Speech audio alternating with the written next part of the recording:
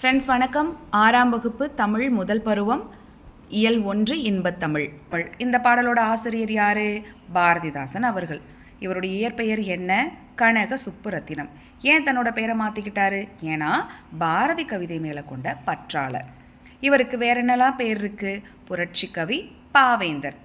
ஏன் அப்படின்னா அவருடைய பாடல்களில் பெண் கல்வி, பகுத்தறிவு, மறுமணம் இதெல்லாம் பாடுபொருளாக வச்சு பாடினார். அதனால இவருக்கு பாவேந்தருங்கிற பேரும் புரட்சி கவியும் வந்தது. சரி, இந்த புரட்சி கவி அப்படிங்கிற பேரை யார் வச்சாங்க அப்படின்னா தந்தை பெரியார் அவர்கள். பாவேந்தர் அவர்களுக்கு புரட்சி கவி அப்படிங்கிற பட்டத்தை யார் கொடுத்தாது?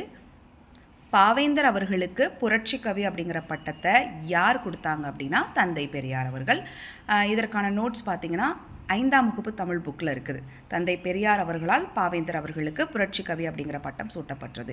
ஓகே. விளக்கும் அமுதென்று பேர் அப்படிங்கிற இந்த பாட்டில் பேர், நேர், பால், வேல் அப்படிங்கிற ஒரே ஓசையில் முடியக்கூடிய இந்த சொற்கள் வந்திருக்கு. இப்படி ஒரு பாட்டில் ஒரே ஓசையில் முடியக்கூடிய சொற்கள் வந்ததுன்னா அதை என்னன்னு சொல்லுவாங்க? இயைபு தொடை. ஒரே ஓசையில் முடியக்கூடிய சொற்கள் பாடலில் வந்துச்சுன்னா அதை இயைபு தொடைன்னு சொல்லலாம். இப்போ இந்த பாடலில் விளைவுக்கு நீர், அறிவுக்கு தோள், இளமைக்கு பால், புலவர்க்கு வேல் அப்படின்னு குறிப்பிடுறாங்க. இப்போ இந்த பாடலில் விளைவுக்கு நீர், அறிவுக்கு தோள், இளமைக்கு பால், புலவர்க்கு வேல் அப்படின்னு குறிப்பிடுறாங்க. அடுத்து உரைநடை. வளர் தமிழ் அப்படின்னா என்ன? மனித பரிணாம வளர்ச்சியோட சிறப்பு, அதுதான் மொழி. மனிதனுடைய பரிணாம வளர்ச்சியோட சிறப்பு தான் மொழி அப்படின்னு குறிப்பிடுறாங்க. மொழி அப்படின்னா மனித பரிணாம வளர்ச்சியும் சிறப்பு அப்படின்னு குறிப்பிடுறாங்க. பொதுவாக உலகத்தில் எத்தனை மொழிகள் இருக்குது அப்படின்னா 6000க்கும் மேற்பட்ட மொழிகள் இருக்குது. உலகத்தில் மொத்தமாக 6000க்கும் மேற்பட்ட மொழிகள் இருக்குது. இப்போ இங்கே என்ன குறிப்பிடுறாங்கன்னா இந்த 6000க்கும் மேற்பட்ட மொழிகள் இருக்கு இல்லையா, இதில் சில மொழிகளுக்கு பேச்சு வழக்காக தான் இருக்குது, எழுத்து வழக்கு இல்லை அப்படிங்கிற மாதிரிலாம் குறிப்பிட்டிருக்காங்க. 6000 மொழிகளுக்கும் பேச்சு வழக்கும் எழுத்து வழக்கும் இருக்கான்னு கேட்டால் இல்லைன்னு தான் சொல்லலாம். அடுத்து நம்மளுடைய தமிழ் மொழியை செம்மொழின்னு சொல்கிறோம். ஏன் செம்மொழின்னு சொல்கிறோன்னா இலக்கண இலக்கிய வளம் பெற்றதுனால நம்மளுடைய தமிழ் மொழி செம்மொழி. பாருங்க, யாமறிந்த மொழிகளிலே தமிழ் மொழி போல் இனிதாவது எங்கும் காணோம். இந்த பாடல் வரிகளை கொடுத்து இந்த பாடல் வரிகளை பாடினது யாரு, சொன்னது யாருன்னு கேட்பாங்க. இதை சொன்னது பாரதியார் அவர்கள். யாமறிந்த மொழிகளிலே தமிழ் மொழி போல் இனிதாவது எங்கும் காணோம். இந்த பாடல் வரிகளை சொன்னது யாரு? பாரதியார்.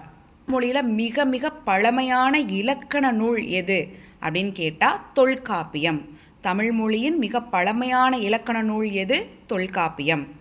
இந்த தமிழ் மொழியை, நம்மளுடைய தமிழ் மொழியை என்னென்னலாம் சொல்கிறாங்கன்னா தொன்மையான மொழி, மூத்த மொழி, எளிய மொழி, சீர்மிகு மொழி, வளமை மொழி இப்படின்னு பல வகையாக பிரிக்கிறாங்க. நம்மளுடைய தமிழின் மிக பழமையான இலக்கண நூல் எதுனா தொல்காப்பியம். தமிழின் மிக பழமையான இலக்கண நூல் தொல்காப்பியம். நம்மளுடைய தமிழ் மொழியை தொன்மையான மொழி, மூத்த மொழின்னு சொல்கிறாங்க. இப்போ எளிய மொழி அப்படிங்கிற கேட்டகரியில் 2 விஷயம் சொல்கிறாங்க. வளஞ்சுழி எழுத்துக்கள், இடஞ்சுழி எழுத்துக்கள். நம்ம எழுதக்கூடிய எழுத்து முறைகளில் வளஞ்சுழி, இடஞ்சுழி அப்படின்னு 2 விதமாக பிரிக்கிறாங்க. இதில் வளஞ்சுழி எழுத்துக்கள்னால் எது எது அப்படின்னா அ, ஏ, ஔ, ந, ஞ. மொத்தம் 5 எழுத்துக்கள். இப்படி கேள்வி கேட்கலாம். வளஞ்சுழி எழுத்துக்கள் மொத்தம் எத்தனை அப்படின்னா 5. நிறைய எழுத்துக்களை கொடுத்து இதில் வளஞ்சுழி எழுத்து எதுன்னு கேட்பாங்க. ஸோ வளஞ்சுழி எழுத்துக்கள் அப்படின்னா அ, ஏ, ஔ, ந, ஞ. மொத்தம் 5. அ, ஏ, ஔ, ந அ, ஏ, ஔ, ந, ஞ. இந்த 5ம் வளஞ்சுழி எழுத்துக்கள். அடுத்து இடஞ்சுழி எழுத்துக்கள்னா 3 தான். ட, ய, ள. அடுத்து நம்மளுடைய தமிழ் மொழியை சீர்மை மொழின்னு சொல்கிறாங்க. ஏன் சீர்மை மொழி அப்படின்னா அதோட ஒழுங்குமுறை. என்னடா அது? நம்ம தமிழ் மொழியை சீர்மை மொழின்னு சொல்கிறோம். ஏன் சீர்மை மொழின்னு சொல்கிறோம்னா நம்ம மொழியோட ஒழுங்குமுறை. எப்படின்னா உதாரணத்துக்கு திணைகளை 2ஆக பிரிக்கலாம். உயர்திணை, அக்ரிணைன்னு. அப்படி பிரிக்கும்போது உயர்திணைக்கு ஆப்போசிட்டாக நம்ம தாழ்திணைன்னு சொல்லணும். ஆனால் அப்படி தாழ் அப்படிங்கிற வார்த்தையை பயன்படுத்தக்கூடாதுன்றதுக்காக அக்ரிணைன்னு பயன்படுத்தியிருக்காங்க. அந்த அக்ரிணையோட மீனிங் என்ன? அதை பிரித்தோன்னா அள் கூட்டல் திணை, அதாவது உயர்வு அல்லாத திணை அப்படின்னு பிரிச்சிருக்காங்க. அதாவது ஆப்போசிட்டாக சொல்லாமல் நெகட்டிவாக சொல்லாமல் பாசிட்டிவாக சொல்லியிருக்காங்க இல்லையா. அதனால தான் நம்மளுடைய மொழியை சீர்மொழின்னு சொல்கிறாங்க, சீர்மை மொழி. இப்போ அடுத்து பாருங்கள், பாகற்காய்னாலே கசப்புத்தன்மை தானே, அப்போ அதை கசப்பு காய்ன்னு சொல்லலாம்ல. ஆனால் கசப்பு காய்ன்னு சொல்லாமல் பாகற்காயை பிரித்தோன்னா எப்படி பிரிக்கலாம்? பாகு கூட்டல் அள் கூட்டல் காய், அதாவது இனிப்பு அல்லாத காய் அப்படின்னு சொல்கிறாங்க. இதனால தான் நம்மளுடைய தமிழ் மொழியை சீர்மை மொழி அப்படின்னு சொல்கிறாங்க. அடுத்து நம்மளுடைய தமிழ் மொழியை வளமை மொழின்னு சொல்கிறாங்க. ஏன் அப்படின்னா நம்ம தமிழில் இலக்கண நூல் என்னென்ன இருக்குது? தொல்காப்பியம், நன்னூல், சங்க இலக்கிய நூல்கள் 8 தொகை 10 பாட்டு, அறநூல்கள் திருக்குறள், நாலடியார், காப்பியங்கள் சிலப்பதிகாரம், மணிமேகலை, இப்படிப்பட்ட நூல்கள் இருக்கிறதுனால, வளமையான நூல்கள் இருக்கிறதுனால நம்மளுடைய தமிழ் மொழியை வளமை மொழின்னு சொல்கிறாங்க. அப்புறம் வளர்தமிழ் பாடத்தில் பூவின் 7 நிலைகளை வரிசைப்படுத்தியிருக்காங்க. அரும்பு, மொட்டு, முகை, மலர், அலர், வி, செம்மல். நமக்கு எப்படி வேணாலும் கேள்வி கேட்கலாம். பூவின் நிலைகள் எத்தனைன்னு கேட்கலாம், 7ன்னு சொல்லலாம். பூவோட 3ஆம் நிலை என்னன்னு கேட்கலாம், பூவின் முதல் நிலை என்னன்னு கேட்கலாம், பூவின் 7ஆம் நிலை என்னன்னு கேட்கலாம். இல்லைன்னா 7 நிலைகளையும் மாற்றி மாற்றி போட்டுட்டு அதை வரிசைப்படுத்துங்கன்னு கேட்கலாம். ஸோ அதனால் இதை நல்லா நம்ம பார்த்துக்கலாம். இங்கே அலர் அப்படின்னா அதுக்கான அர்த்தம் என்னென்னா நன்கு மலர்ந்த மலர் அலர்.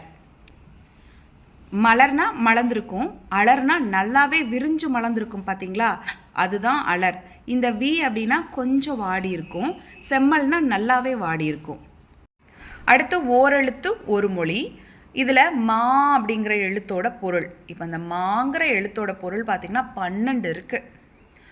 என்னென்ன பொருள் அப்படின்னா, மா அப்படின்னா மரம், விலங்கு, பெரிய, திருமகள், அழகு, அறிவு, அளவு, அழைத்தல், துகள், மேன்மை, வயல், வண்டு, இப்படின்னு மாங்கிற ஒரு எழுத்துக்கு 12 பொருள் இருக்குது.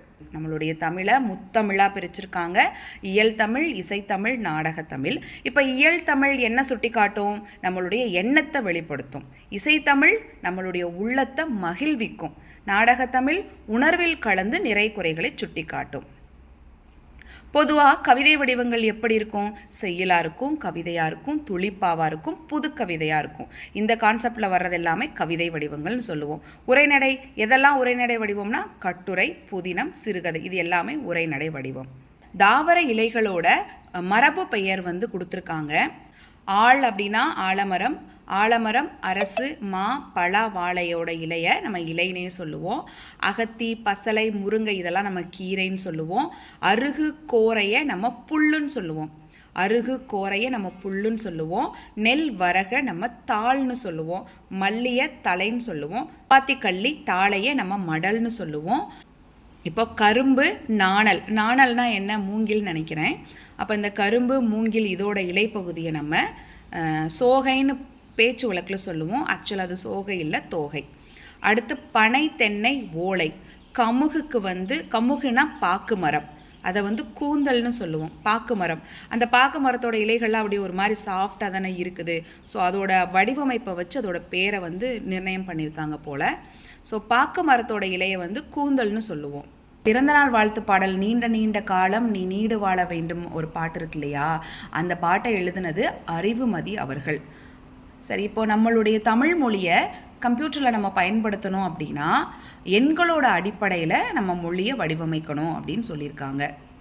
ஸோ இதோட நான் எடுத்த நோட்ஸு 2ஆம் பாடத்துக்கு முடிஞ்சுது. இயல் 1ல் உரைநடையில் வளர் தமிழ்ங்கிற பாடத்தில் எடுத்த நோட்ஸ் இதோட முடியுது.